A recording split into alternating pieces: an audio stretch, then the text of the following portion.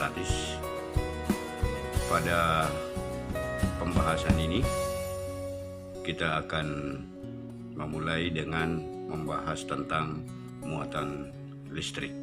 Listrik statis itu adalah listrik tetap atau tidak mengalir. Konsepnya dimulai dari pemahaman tentang teori-teori atom yang telah dikemukakan para ahli fisika. Salah satunya adalah Rutherford dengan teori atomnya sebagai berikut. Atom merupakan inti atom yang bermuatan positif yang merupakan pusat massa atom. Berikut teori Rutherford. Elektron bergerak mengelilingi inti dengan kecepatan yang sangat tinggi. Hal ini dimaksudkan untuk menjaga kestabilan posisi antara inti atom dengan elektron-elektron yang mengelilingi inti tersebut. Dalam perkembangannya, inti atom yang disebut nukleon itu ternyata memiliki dua partikel yang saling mengikat, yaitu proton dan neutron, di mana proton bermuatan positif dan neutron tidak bermuatan. Itulah sebabnya sehingga partikel proton dan neutron yang membentuk inti atom memiliki kecenderungan untuk bermuatan positif. Sementara elektron yang mengitari inti atom cenderung bermuatan negatif. Nah, kecenderungan benda bermuatan positif atau negatif itu ditentukan oleh dominasi dari muatannya. Jika benda didominasi oleh muatan positif, maka benda itu cenderung untuk bermuatan positif. Demikian juga jika benda itu didominasi oleh muatan negatif, maka benda itu cenderung untuk bermuatan negatif. Nah, alat yang digunakan untuk mendeteksi apakah benda itu bermuatan positif atau negatif disebut sebagai elektroskop. Ada dua bagian penting pada elektroskop. Pertama yaitu bola logam atau bagian kepala elektroskop dan daun elektroskop. Daun elektroskop terbuat dari lempengan emas yang ditempatkan dalam tabung kaca dan terhubung dengan logam pada bagian luar tabung tersebut. Dalam kondisi normal, muatan negatif dan muatan positif pada elektroskop itu jumlahnya sama. Akan tetapi apabila dikonduksi dengan muatan negatif, maka elektron turun ke bagian daun elektroskop sehingga bagian daun didominasi oleh muatan negatif. Secara teori, jika dua buah muatan yang sama, maka muatan itu tolak menolak, sehingga terlihat bahwa daun elektroskop itu berjauhan atau kelihatan mekar.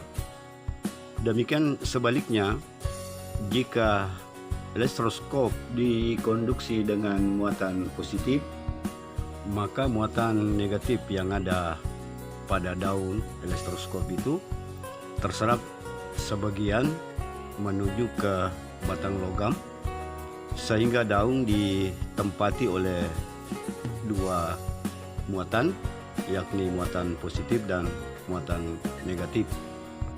Kondisi ini menyebabkan daun saling tarik-menarik karena ditempati oleh dua jenis muatan yang berbeda, sehingga daun kelihatan berdekatan atau kuncup. Pada dasarnya, semua benda bersifat netral. Akan tetapi, kita dapat membuat benda tersebut bermuatan negatif atau bermuatan positif. Ada 3 cara yang dapat dilakukan dalam kehidupan sehari-hari. Pertama, dengan penggosokan, yakni menggosokkan sebuah benda dengan benda lain. Misalnya, menggosokkan mistar yang berbahan plastik dengan kain wol. Proses ini mengakibatkan elektron kain wol terserap oleh mistar yang berbahan plastik. Akibatnya, kain wol didominasi oleh muatan positif dan mistar didominasi oleh muatan negatif. Berikut dengan cara konduksi. Cara ini dilakukan dengan menempelkan suatu bahan konduktor netral kepada bahan konduktor yang bermuatan. Langkah-langkah dari proses ini dapat dilihat pada skema berikut. Pertama, mula-mula bola logam dalam keadaan netral. Kemudian skema yang kedua, yakni dengan menempelkan sebuah benda bermuatan pada bola logam netral, sehingga elektron yang ada pada bola logam netral terserap kepada benda yang bermuatan positif. Kemudian langkah terakhir adalah benda bermuatan positif dijauhkan dari bola logam netral. Akibatnya, bola logam netral kekurangan elektron sehingga bola logam netral bermuatan positif. Kemudian yang ketiga adalah dengan cara induksi atau pemisahan muatan positif dan negatif suatu benda ketika benda netral didekatkan dengan benda bermuatan, seperti pada langkah-langkah berikut. 1. 2 buah bola logam netral A dan B ditempelkan. Kemudian yang kedua, sebuah benda bermuatan negatif didekatkan dengan bola logam A dan B, sehingga muatan yang berlawanan jenis saling tarik menarik dan muatan sejenis tolak menolak atau menjauh. Langkah yang ketiga yaitu kedua bola logam dipisahkan sehingga muatan positif dan negatifnya juga terpisah. Kemudian yang keempat, langkah terakhir yaitu benda bermuatan dijauhkan kembali sehingga kedua bola logam memiliki muatan yang berbeda, yakni A bermuatan positif dan B bermuatan negatif.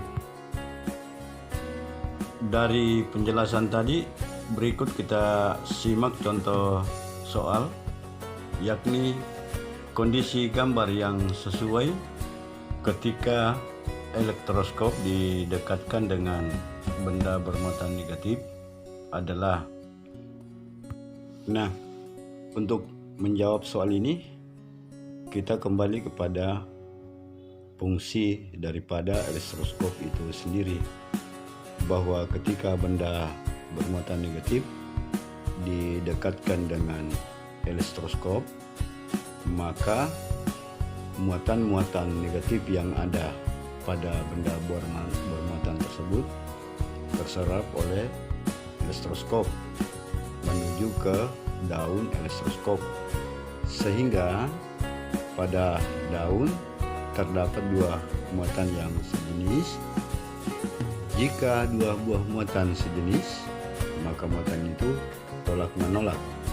Nah, yang bersesuaian dengan soal ini tentu jawaban B.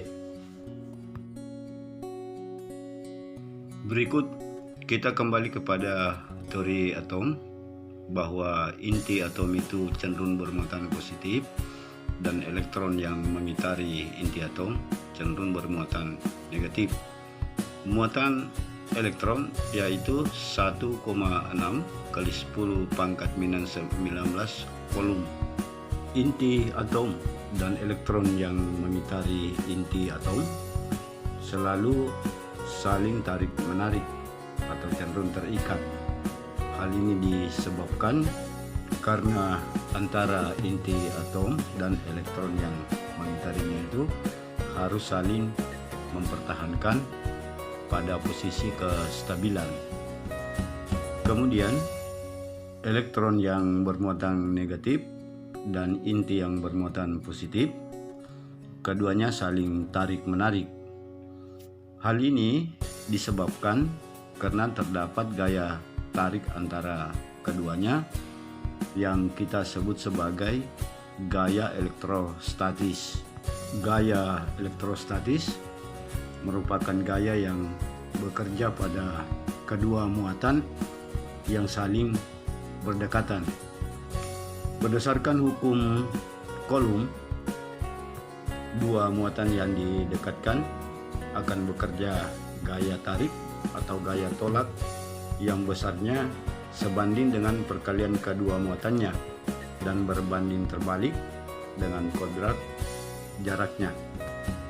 Seperti pada gambar berikut, misalnya gambar A, dua buah muatan yang sejenis saling berdekatan dengan jarak R. Ternyata kedua muatan ini saling tolak menolak.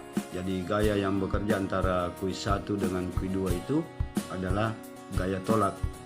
Kemudian pada gambar B, dua muatan yang berlawanan jenis, yaitu Q1 bermuatan positif dan Q2 bermuatan negatif.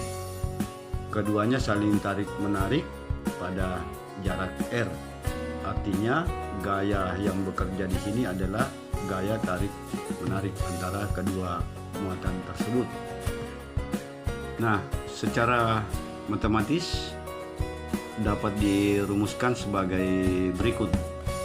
Gaya F atau gaya Coulomb sama dengan K kali Q1 dan Q2 berbanding dengan R pangkat 2, di mana F sama dengan gaya Coulomb dalam satuan Newton, K sama dengan 1/4 pi, E0 sama dengan 9 kali 10 pangkat 9 Newton meter pangkat 2 berbanding dengan Coulomb pangkat 2, di mana E0 itu sendiri adalah permitivitas listrik dalam keadaan vakum yang nilainya 8,85 kali 10 pangkat minus 12 Coulomb pangkat 2 berbanding dengan Newton meter pangkat 2. Q1 itu sama dengan muatan partikel 1, kemudian Q2 sama dengan muatan partikel 2, dan R itu sama dengan jarak antara Q1 dan Q2.